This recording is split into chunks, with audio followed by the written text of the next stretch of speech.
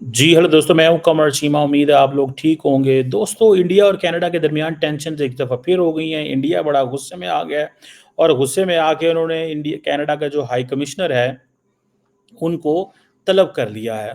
और दे ये समझ लें कि इंडिया ने बेसिकली अपना हाई कमिश्नर विथड्रॉ कर लिया कनाडा से, यानी कि चार्ज दी अफेयर्स।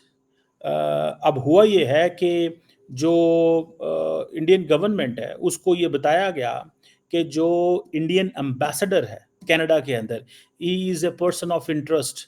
ये एक इन्वेस्टिगेशन जो इंडिया कनाडा ने की है। अब हुआ ये है कि इंडिया की जो फॉरेन मिनिस्ट्री है उसको एक डिप्लोमेटिक कम्युनिकेशन आई है, और उस डिप्लोमेटिक कम्युनिकेशन के अंदर ये बताया गया है कि जो गवर्नमेंट ऑफ इंडिया के जो लोग हैं वो पर्सन ऑफ इंटरेस्ट हैं। इट मीन्स कि जस्टिन ट्रूडो जो है वो टफ लाइन ले रहा है कनाडा के ऊपर। इंडियंस कहते हैं ये एलिगेशंस हैं कैनेडियन गवर्नमेंट और जस्टिन ट्रूडो की तरफ से।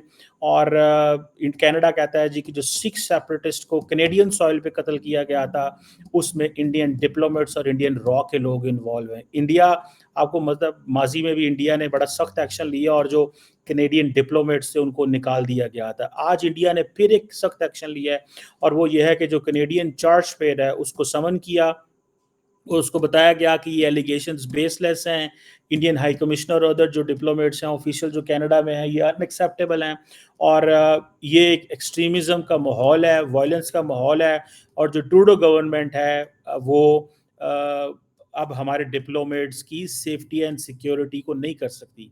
और हमारा कोई, जो जिसे कहते हैं ना, किसी किस्म का यकीन नहीं है आपकी गवर्नमेंट के ऊपर और हमारे डिप्लोमेट्स की सिक्योरिटी पे ऊपर। देयरफॉर उन्होंने ये फैसला किया है कि हम अपने हाई कमिश्नर एंड जो जिन डिप्लोमेट्स को टारगेट किया गया है उनको हम विड्रॉ कर लेंगे।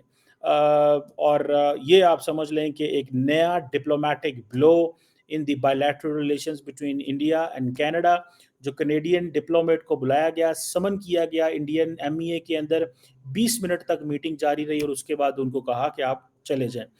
और इसके बाद इंडिया ने अपना हाई कमिश्नर विड्रॉ कर लिया। ये एक बड़ी देखें, एक बड़ी इंपॉर्टेंट डेवलपमेंट है। Do not take this an easy thing.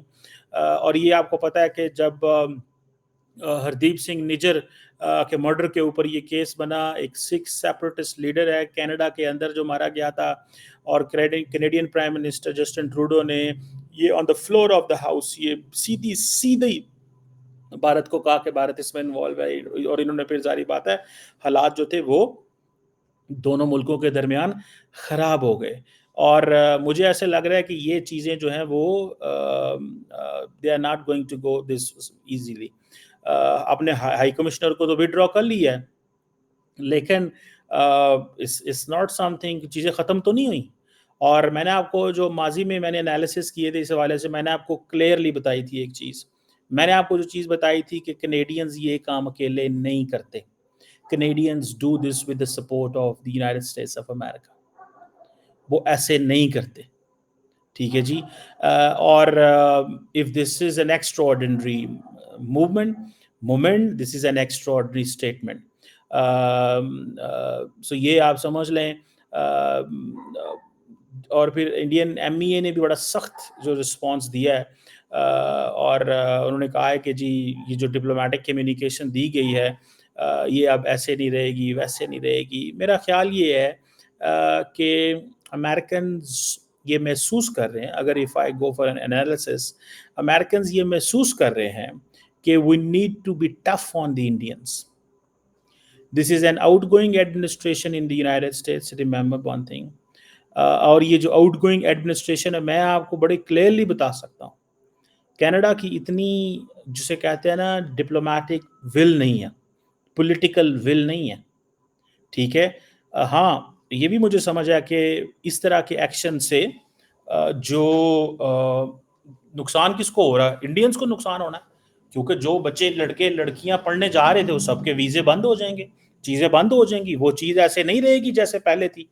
वो जो एक सिलसिला चल रहा था, अब वो नहीं रहेगा। अ, मैं तो इसको बड़ा खुला-खुला देख रहा हूँ कि ये एक नुकसान जो हुआ है वो जो हैं क्या नाम है, इंडियन स्टूडेंट्स का हुआ है। इंडियन स्टूडेंट्स, आपको पता है, बड़ी तादाद में जा रहे थे। बड़ी तादाद में कनाडा जा रहे थे, अब वो सारा कुछ हुआ है। अच्छा मजे की बात देखें, लेकिन जस्टिन ट्रूडो बिल्कुल इलेक्शन करवा रहे हैं और इलेक्शंस में उनको चाहिए वोट। मेरा ख्याल है, if I am not wrong, last time जब मैंने पढ़ा था तो तकरीबन 1 मिलियन के करीब इंडियंस मौजूद हैं। 1 मिलियन से ज़्यादा ही होंगे, 1.4 मिलियन इंडियंस हैं, जिसमें को 8 लाख के करीब सिख हैं जो कनाडा के अंदर है।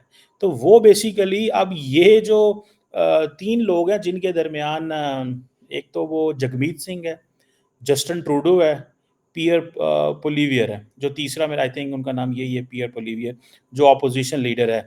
इन तीनों के दरमियान सिख वोटों ने तकसीम होना, ये कैसे तकसीम होते हैं हमें नहीं पता, लेकिन इट्स अ डिप्लोमेटिक डिबैकल।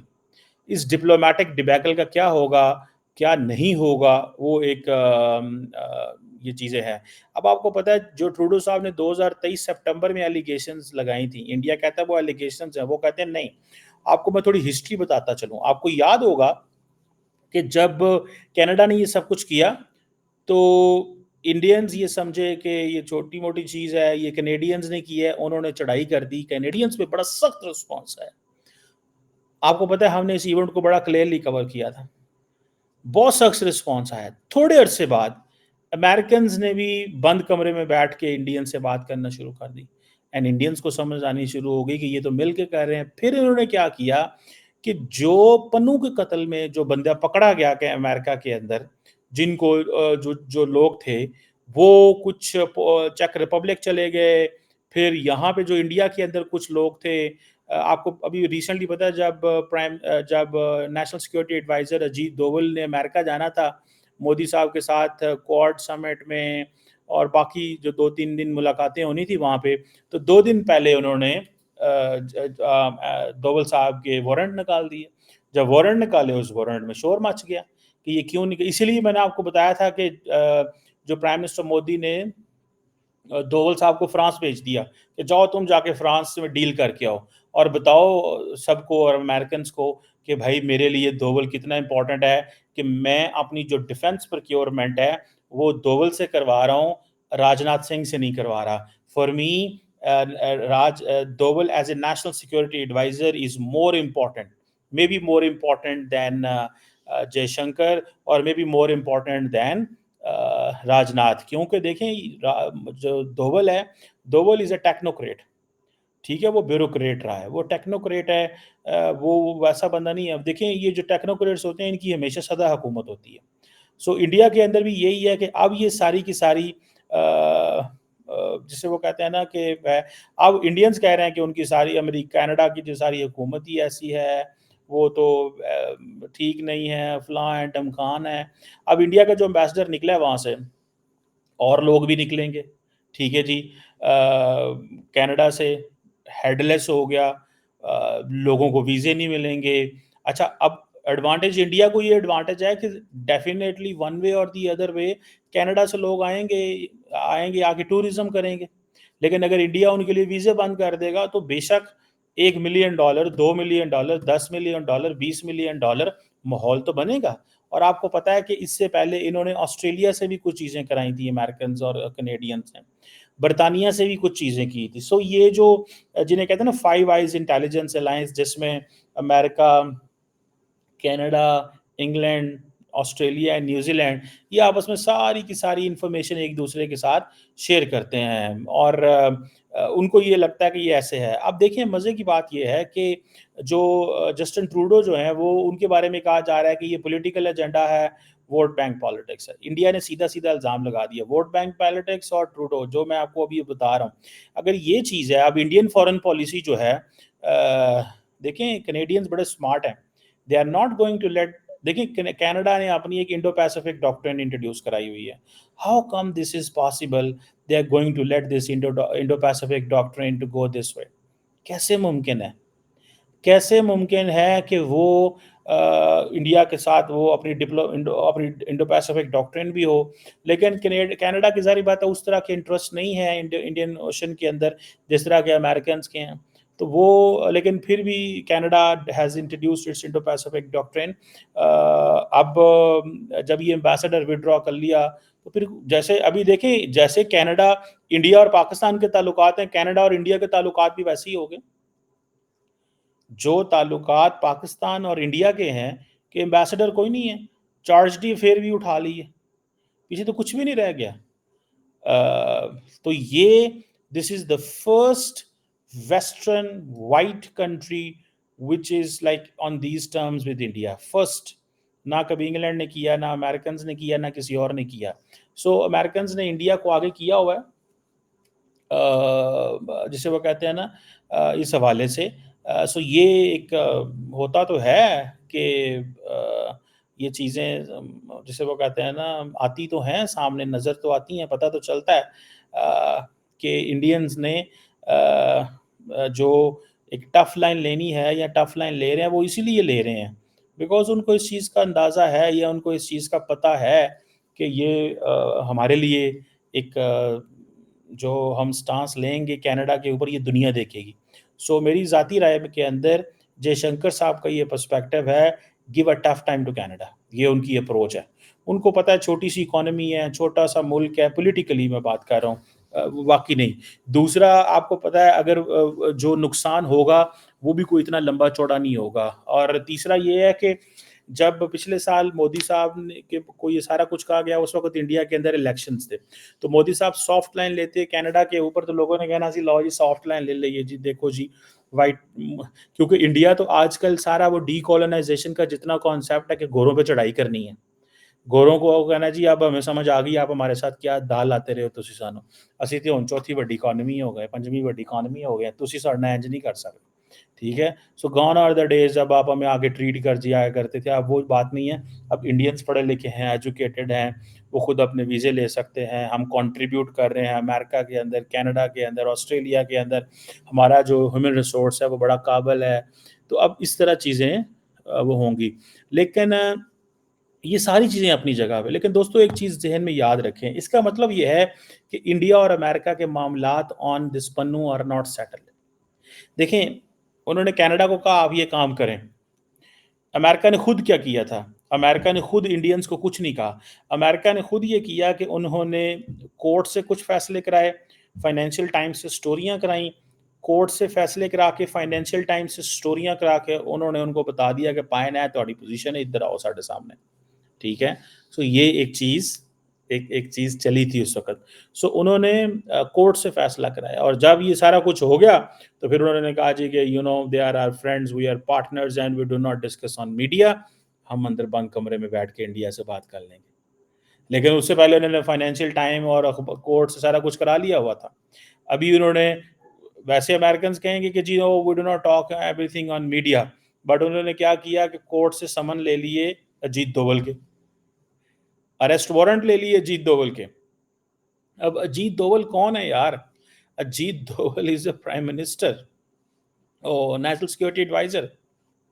ठीक है जी। अब ये देख लें कि ये जो क्या नाम है उसका, जो इंडियन हाई कमिश्नर थे वहाँ पे, क्या नाम था उनका, संजय कुमार वर्मा, और उनके अलावा एक और डिप्लोमेट थे। अब जारी बात है वो इंडिया अपनी इंसल्ट महसूस करता है कि यार ये किस तरह के लोग हैं, उन्होंने हमारे लिए, हमारे बंदों को पर्सन ऑफ इंटरेस्ट का मतलब हो सकता है गिरफ्तार कर लें।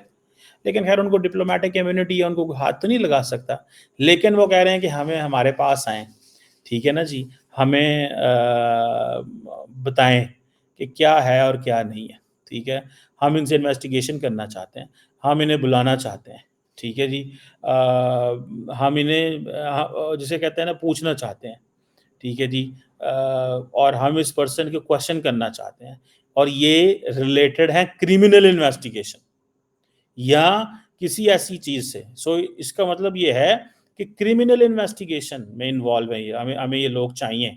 पर्सन ऑफ इंटरेस्ट का जो डिप्लोमेटिक मीनिंग है वो ये बनता है कि दीज पीपल आर इन्वॉल्व किस चीज़ के अंदर, एक क्रिमिनल इन्वेस्टिगेशन के अंदर इन्वॉल्व है, और हमें ये बंदे दे दिए जाएं। अब जारी बात है उन्होंने तो नहीं देना।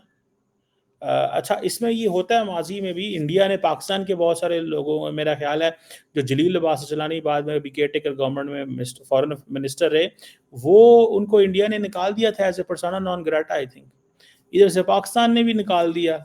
बहुत ज़्यादा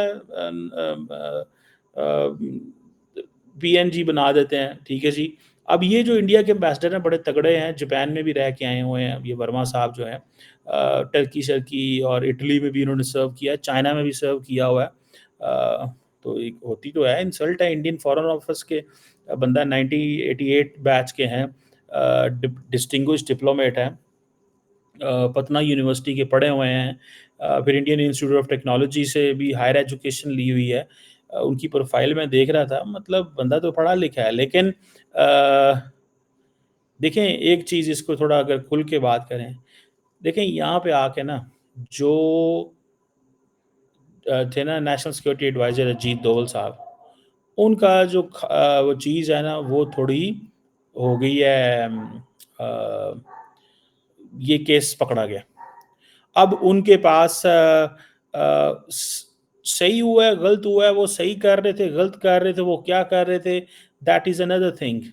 ये एक एक दूसरी चीज़ है, ठीक है ना जी। वो वो क्या कर रहे थे, वो एक बिल्कुल अलग चीज़ है।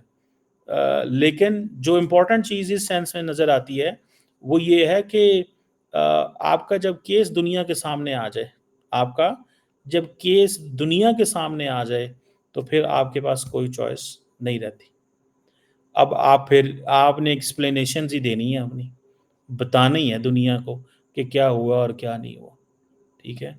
सो मुझे तो ऐसा लगता है कि ये एक बड़ी अपसेट हुआ है इंडिया कनाडा ताल्लुकात में, और इंडिया वो जैसे साढ़े दूजे केस ही कह रहे हैं ना, India is not coming slow, ठीक है जी, स्लो नहीं आ रहा है। इंडिया कह रहा है नहीं छड्डांगे नहीं इन्हां नूं, ਅਸੀਂ ਇਹਨਾਂ ਨੂੰ ਛੱਡਣਾ नहीं, और उनको इस चीज़ का पता है कि पायन अगर हमने जिसे वो कहते हैं ना, जिसे कहते हैं ना कि इसको सॉफ्ट रहे, इसके साथ सॉफ्ट रहे, तो फिर सानू सारिਆਂ ਦੇ ਨਾਲ ही सॉफ्ट रहना पएगा, ठीक है जी। अगर हम इसके साथ सॉफ्ट रहे, तो हमें सबके साथ ही सॉफ्ट रहना पड़ेगा। फिर कल को ऑस्ट्रेलिया भी हम पे चढ़ाई कर सकता है, फिर हमें कल को अमेरिका भी कर सकता है, फलाँ भी कर सकता है। मतलब इस तरह की चीज़ें जो हैं वो हो सकती हैं। मतलब there is a possibility of that. So अब देखते हैं, इसको फॉलो करते हैं, सिचुएशन को ध्यान से देखना पड़ेगा। इम्पोर्टेंट इन्फॉर्मेशन आने वाली है। अब कैनेडियंस क्या करते हैं? कैनेडियंस वैसे ये काम नहीं करते, वो अपने उसको नहीं करेंगे। हाँ, कल को हो सकता है, कल-कलाँ को हो सकता है इंडिया भी कनाडा को किसी चीज़ में बुला ले। ठीक है जी, कि डिप्टी एम्बेसडर को बुला लें, या उनको कहें जी ये पर्सन ऑफ इंटरेस्ट है। ठीक है, अगर वो पर्सन ऑफ इंटरेस्ट के तौर पे उनको बुला लें और बुला के उनको पूछ लें, तो हो सकता है कि एक वो जैसे कहेंगे ना, इंडिया के लिए चैलेंज बन, अब क्या कनाडा के लिए चैलेंज बन जाए। बहरहाल ये एक it's a big thing, let's see कि क्या होता है, क्या नहीं होता। लेकिन for a moment it's a tension for Indians. अभी डॉक्टर जयशंकर आई थिंक सुबह पाकिस्तान आने वाले हैं, इसके ऊपर भी बल्कि बात करूँगा, उनकी एक स्टेटमेंट आई है, उसको भी एनालिसिस करते हैं, और दूसरा जो है वो देखते हैं कि क्या होता है।